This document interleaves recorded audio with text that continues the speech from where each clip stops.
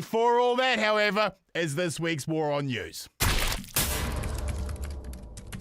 Brothers and sisters, it's week 8 of Donald's illegal war on Iran, and President Trump claimed last weekend that the Straits was open, only for Iran to say, no, it's not, and he said, yes, it is, and they said, no, it's not, and this farcical he said was all happening while Trump was promising that this entire geopolitical blunder would be over shortly, which it is not. Look, Trump either pays Iran for compensation for all the military damage he and Israel have caused, removes all economic sanctions, and accepts Iran controls the Straits, or he nukes the entire Iranian coastline. So how insane is he?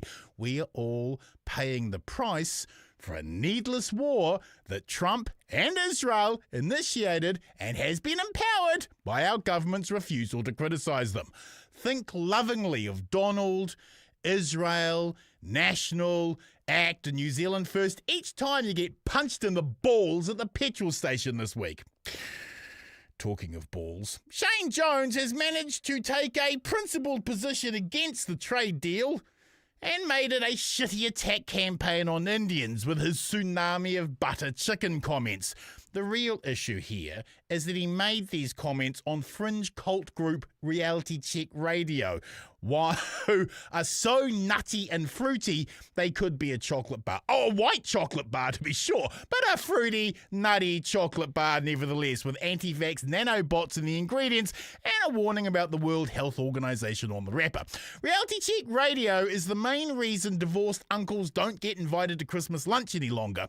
They be so anti-vax fruity, they make your average Pride Parade look straight. As for a tsunami of butter chicken, how delicious. Can we throw in some pompadums and garlic naan? Let's be very clear here. As racist graffiti hating on Indians starts spreading in Auckland, our issues on the left with the Indian free trade deal is driven by genuine economic concerns about what the government are trying to sign us up to without us seeing it. It is not against Indians or migrants who make New Zealand their home. This is an open, tolerant, liberal, progressive democracy. Our issues when it comes to free trade is to ensure we don't sign away our economic sovereignty. It is not an excuse to start race baiting with our migrant brothers and sisters. Also, looking at Martyn Shane, he doesn't look like he's ever met a butter chicken that he hasn't loved. And if a tsunami of it was headed towards New Zealand, he'd be the first running towards the beach with a fork and a shovel. And finally this week, I don't even know how to tell you this. Footage emerged of recreational white nationalist and raw meat warrior Pete Hegseth at a Pentagon prayer meeting for the safety of military search and rescue crews, where he quoted the fictional Pulp Fiction biblical quote from Ezekiel. Now, quoting a fake Bible verse from one of the greatest movies of all time is one thing, but why would you be thundering, the path of the downed aviator is beset on all sides by the iniquities of the selfish and the tyranny of evil men.